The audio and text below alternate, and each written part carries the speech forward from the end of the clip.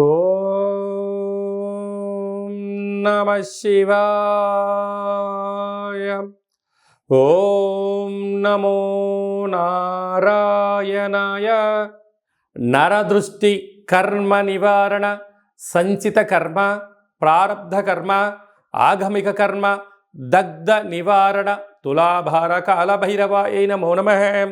ఓం దిగంబరాయ విద్మహే గజవాహనాయ ధీమహి తన్నో కపాలకాల భైరవ ప్రచోదయాతు. ఓం ఇంద్రాణీ శక్తిదేవ్యై నమోస్తుతే. హరి ఓం. మా ఛానల్కి స్వాగతం. చూస్తున్న వీక్షకులకు, ప్రేక్షకులకు, ప్రియ కాళ భైరవ భగవద్బంధులకి స్వాగతం పలుకుతూ, మమ్మల్ని ఎంతగానో ఆదరిస్తూ ఉండబడినటువంటి ప్రియ సోదర సోదరీమణులకు, సనాతన ధర్మ సంరక్షకులకు, వీక్షకులకు, జ్యోతిష్య అభిమానులకు అందరికీ స్వాగతం పలుకుతూ, అందరికీ జంధ్యాల పండుగ శుభాకాంక్షలు, రాఖీ పూర్ణిమ శుభాకాంక్షలు, రక్షాబంధన్ శుభాకాంక్షలు, అట్లనే కృష్ణ పరమాత్ముని కృష్ణాష్టమి జయంతి పండుగ శుభాకాంక్షలు. అందరినీ భగవంతుడు చల్లని చూపులతో చూసి అందరూ ధర్మ మార్గంగా ఉంటూ నిత్యము ప్రతిరోజు ఒక భగవద్గీత శ్లోకాన్ని చదివి తాత్పర్యం తెలుసుకొని మన జీవితాన్ని అనుసరించేటువంటి విధి విధానంలో జగద్గురు అయినటువంటి కృష్ణ పరమాత్ముని యొక్క ఆశీస్సులు అందరిపైన ఉండాలని కోరుకుంటూ, అందరూ ధర్మ మార్గంగా ఉంటూ ఆధ్యాత్మిక సేవలో ఉంటూ, ఏ కష్టం వచ్చినా సుఖం వచ్చినా నారాయణ అని కానీ శ్రీకృష్ణ అని చెప్పి మనం తలిచిన వెంటనే భగవంతుడు మనతో ఉంటూ మనల్ని కష్టాలని తొలగిస్తూ ఐశ్వర్యానికి ఆనందానికి తోడునిచ్చే శక్తినిచ్చే శక్తి స్వరూపమే కృష్ణ పరమాత్ముడు. అందుకే కృష్ణ పరమాత్ముని నమ్మినటువంటి వారందరూ కూడా అలౌకిక ఆనందంతో జీవనాన్ని పొందారు అనేది మనకు చరిత్ర చెప్తుంది. అందుకే మనం అందరం కూడా బృందావనాన్ని దర్శిద్దాం, కృష్ణ పరమాత్ముని చెప్పినటువంటి గీత సారాంశాన్ని విందాం, ఆచరిద్దాం, భావితరాలలో అందరికీ ఆదర్శవంత జీవితాన్ని ఉండాలని కోరుకుందాం. మనము, మన కుటుంబము, మన పిల్లలకి కూడా గీతా సారాంశాన్ని తెలుసుకుందాం. జీవన విధానంలో ఎలాంటి విపత్తులు వచ్చినా, ఎలాంటి కష్టాలు వచ్చినా వాటిని ఎదుర్కొనే ధైర్యాన్ని ప్రసాదించమని భగవంతుని కోరుకుందాం. 16/8/2024 నుండి 31/8/2024 వరకు పుట్టినటువంటి వారందరికీ కూడా ముందస్తుగా జన్మదిన శుభాకాంక్షలు. గతంలో వివాహం చేసుకున్న వారికి వివాహ వార్షికోత్సవ శుభాకాంక్షలు. ద్వాదశ రాశుల్లో గ్రహ గమనాల్ని ఒకసారి పరిశీలన చేద్దాం. వృషభ రాశిలో కుజ భగవానుడు మరియు గురు సంచార స్థితి. 12 సంవత్సరముల తర్వాత వృషభ రాశిలో గురుమంగళ యోగంతో సంచార స్థితి ఉండడం. సింహరాశిలో 12 సంవత్సరాల తర్వాత రవి స్వక్షేత్రకంగా ఉంటూ బుధ శుక్ర కలయిక త్రిగ్రహ కూటమి సంచార స్థితి. కన్యరాశిలో కేతు సంచార స్థితి. కుంభరాశిలో 30 సంవత్సరముల తర్వాత శని భగవానుడు వక్రగమన సంచార స్థితి. మీనరాశిలో రాహు సంచార స్థితితో ద్వాదశ రాశుల్లో గ్రహ గమనాలు ఈ విధంగా ఉన్నాయి. వృశ్చిక రాశి వారికి 12 సంవత్సరాల తర్వాత వృషభ రాశిలో కుజుడు మరియు దేవగురు బృహస్పతి కుజమంగళ యోగం జరుగుతున్నప్పుడు ఎలాంటి విధులను పాటించాలో ఈ వీడియోలో సవివరంగా సంపూర్ణంగా తెలుసుకుందాం. వృశ్చిక రాశిలో ఏ నక్షత్రాలు వస్తాయనగా విశాఖ నక్షత్రంలోని చివరి పాదమైన 4వ పాదము, అనురాధ నక్షత్రంలోని 4 పాదాలు, జ్యేష్ఠ నక్షత్రం 4 పాదాలు కలిపితే వృశ్చిక రాశి. చాలామందికి పుట్టినటువంటి కాల సమయంలో డేటా బర్త్లు లేనటువంటి కారణం వలన పేరు యొక్క మొదటి అక్షరాన్ని అనుసరిస్తూ రాశిని తెలుసుకునే ప్రయత్నం చేద్దాం. తో, నా, నీ, నో, నే, నో, యా, ఈ, యు అక్షరాల వారందరూ కూడా వృశ్చిక రాశి జాతకులే. వృశ్చిక రాశి యొక్క అధిపతి కుజ భగవానుడు. వీరికి ఒకవైపు 30 సంవత్సరముల తర్వాత శని భగవానుడు కుంభరాశిలో వక్రగమన సంచార స్థితిలో ఉండడం, అర్ధాష్టమ శని సంచార స్థితి కారణం వలన తల్లిదండ్రులతో, అన్నదమ్ములతో, అక్కా చెల్లెలతో, బంధువులతో, మిత్రులతో, స్నేహితులతో వీలైనంత వరకు మానవ సంబంధంగానే చూసుకునే ప్రయత్నం చేయండి. ఆర్థిక సంబంధాలుగా మార్చాలని అనేక మంది మీ పైన కుట్ర పనడం కూడా జరుగుతుంది. కనుక దయచేసి డబ్బులు ఇవ్వడం కానీ, డబ్బులు తెచ్చుకోవడం కానీ, మధ్యవర్తితో కార్యక్రమం చేయించడం కానీ, చెక్కులు ఇవ్వడం కానీ, చిటీ బాటలో నేనున్నాను మీరు డబ్బులు ఇవ్వండి అని చెప్పి చేశారా, వారు వెళ్ళిపోయి మీ పీకకు ఉచ్చు తగులుకునే సమయం ఆసనమైంది. తస్మాత్ జాగ్రత్త. పంచమ స్థానంలో రాహు సంచార స్థితి ఉండడం వలన వివాహమైన వారికి సంతాన యోగం, పిల్లల యొక్క అభివృద్ధి, తల్లిదండ్రుల యొక్క జీవన విధానం, స్థిరాస్తులు, చరాస్తులు, గృహ మార్పు, ఉద్యోగ మార్పు చాలా అధికంగా ఉంటుంది. అలాగనే 12 సంవత్సరాల తర్వాత కుజ భగవానుడు వృషభ రాశిలో దేవగురు బృహస్పతి సంచారం చేయడం వలన ఈ యొక్క మంగళకరమైనటు యోగము, వివాహ ప్రయత్నం చేసేవారికి వివాహము, వివాహమైన వారికి ఉద్యోగము, ఉద్యోగం ఉన్న వారికి సంతానము, సంతానం ఉండబడిన వారికి స్థిర చరాస్తులు వారి సొంతం కాబోతున్నాయి. అంటే కుజదోషము ఉండినను కొన్ని యొక్క పరిస్థితుల ప్రభావం వలన సప్తమ స్థానంలో కుజుడు సంచారం చేయడం వలన చిన్న చిన్న విషయాలకు ఆందోళన తగదు. అంతా మంగళకరమే, శుభకరమే. కనుక ఓపిక, పట్టుదల, సహనం, ధర్మం, ఆధ్యాత్మికమైన మార్గంలో మీరు ఉండడం వల్ల ఉన్నతమైన జీవితం మీ సొంతం అవుతుందని చెప్పి గమనించాలి. అలాగనే రాజ్యస్థానంలో ఏడాది తర్వాత రవి భగవానుడు బుధుడితో కలిసి అక్కడే శుక్రుడితో కలిసి ఉండడం వల్ల ఉద్యోగంలో మార్పులు, స్థిరాస్తులు, చరాస్తులు మీ సొంతం, రాజకీయ రంగ ప్రవేశాలు, విద్యాలయాలు, కళాశాలలో, పాఠశాలలో ప్రమోషన్స్ రావడం, అన్నింటా వృశ్చిక రాశి వారు సొంతంగా భావించగలగాలి. కాకపోతే ఎలాంటి విషయంలో మీరు అసహనానికి గురి కాకుండా ధర్మ మార్గంగా ఉండండి. గృహ భవన నిర్మాణ కార్యక్రమాలు చేసేటివారు, వ్యవసాయ సోదరీమణులు, చిన్నపాటి వ్యాపారం కార్యక్రమం చేసేవారందరికీ చాలా మంచి కాలము అని చెప్పి గమనించాలి. ముఖ్యమైనటువంటి పండగల గురించి క్లుప్తంగా, సవివరంగా, సంపూర్ణంగా తెలుసుకుందాం. 17వ తారీఖున శనివారం శని త్రయోదశి, 19వ తారీఖున రాఖీ పూర్ణిమ, జంధ్యాల పండగ అని చెప్పుకుంటూ ఉంటాం. అంటే ఈ భూమండలం అంతను కూడా శ్రావణ మాసం రాగానే లక్ష్మీదేవతల యొక్క పూజల చేత మనకు మొదటి శుక్రవారము, రెండవ శుక్రవారము, పూర్ణిమ, మూడవ శుక్రవారము, 4వ శుక్రవారం సందర్భంగా ప్రతి ఇంట అంగరంగ వైభోగంగా లక్ష్మీమాత పూజ చేసుకుంటూ ఉంటాం, వరలక్ష్మి పూజ చేసుకుంటూ ఉంటాం. కనుక సంవత్సరానికి ఒక్కరోజు వచ్చేటువంటి ఈ జంధ్యాల పండగ తల్లిని మించిన దైవము లేదు, గాయత్రి మంత్రాన్ని మించిన మంత్రము లేదని ఎలా చెప్పుకుంటామో అందరూ కూడా బ్రాహ్మణులు, వైశ్యులు, క్షత్రియులు, విశ్వకర్మలు, పద్మశాలిస్ అందరూ యజ్ఞోపవీతాన్ని మార్చుకొని సూర్య నమస్కారం చేసుకొని కనీసం 108 సార్లైనా గాయత్రి మంత్రాన్ని ఉచ్చరించడం వలన అమ్మవారి యొక్క ఆశీస్సులు అద్భుతమైన మనందరికీ శ్రీరామ రక్ష అని చెప్పి గమనించాలి. ప్రతి ఒక్క అబ్బాయి తోడబుట్టిన చెల్లెలి చేత రాఖీ బంధనం, రక్షాబంధనం కట్టించుకోవడం చేత మనకు శ్రీరామ రక్ష. అన్న అంటే నాన్నలో సగభాగం, అమ్మలో సగభాగం. చెల్లి అంటే మన క్షేమాన్ని కోరుకునేటువంటి మనకు తల్లితో సమానమంటే అమ్మాయి. కనుక అమ్మాయితో మనము బొట్టు పెట్టించుకొని, కంకణం కట్టించుకొని, రక్షాబంధనం చేయించుకోవడం వలన మన కుటుంబానికి శ్రీరామ రక్ష అని చెప్పి మనం గమనించాలి. కనుక మనమందరం కూడా మన ధర్మాన్ని పాటిద్దాం.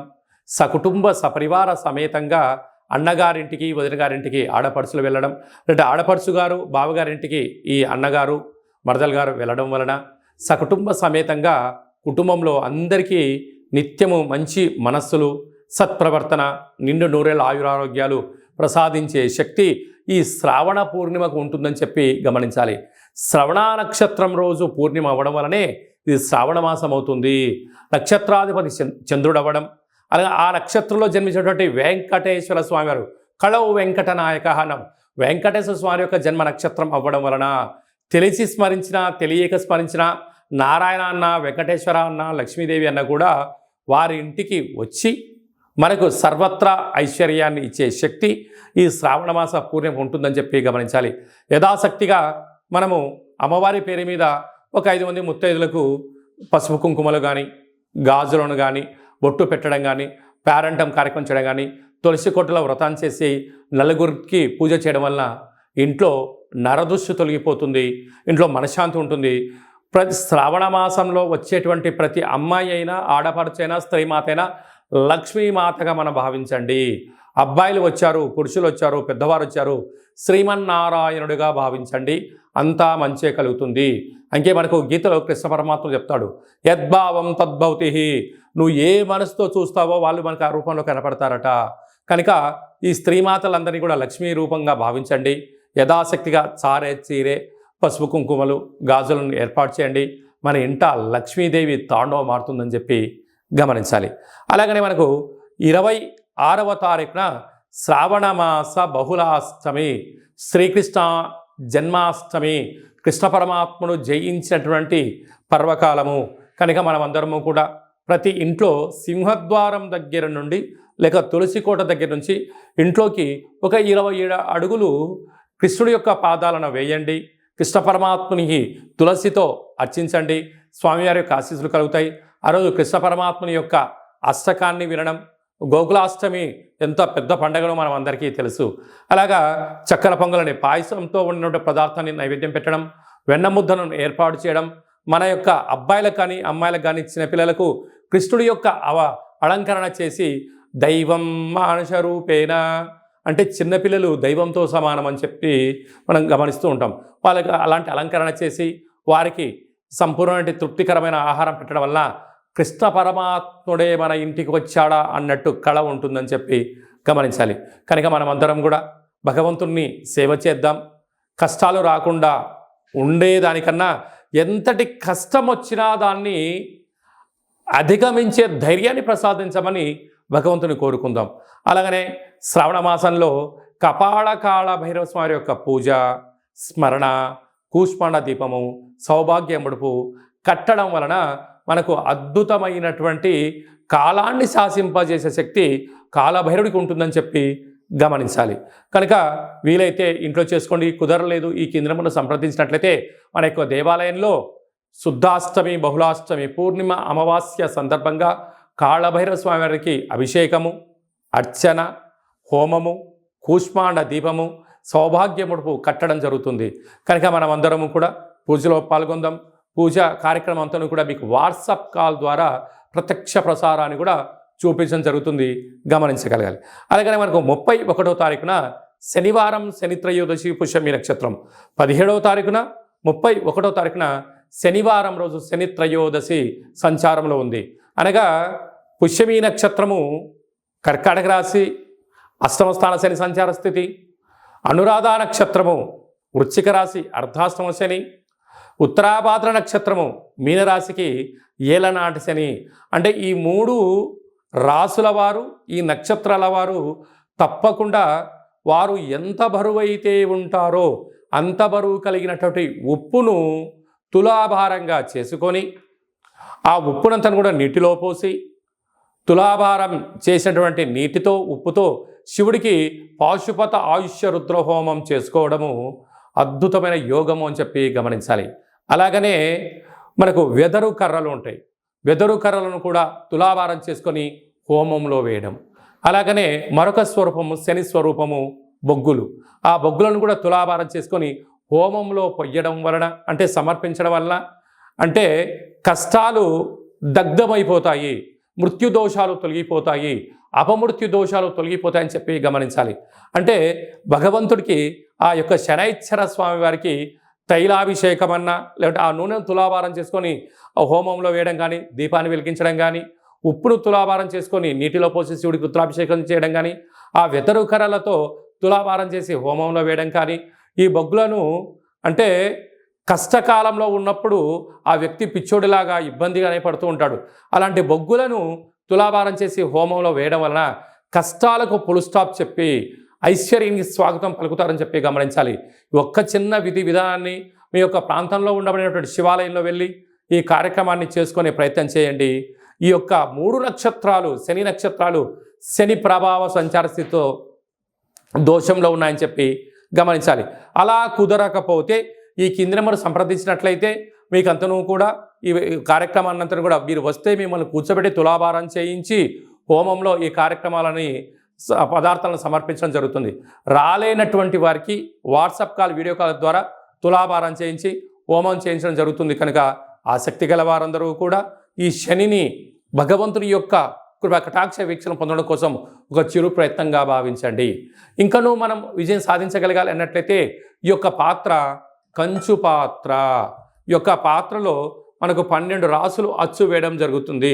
కనుక ఈ యొక్క పాత్రను ప్రతిరోజు మనం ఇంట్లో పూజా మందిరంలో పెట్టుకొని పూజ చేసిన తదనంతరము ఇలా ఒకసారి శబ్దం చేసినట్లయితే ఓం అనేటువంటి ఓంకార శబ్దం రావడం జరుగుతుంటుంది. ఈ యొక్క శబ్దాన్ని ఒకసారి చూడండి.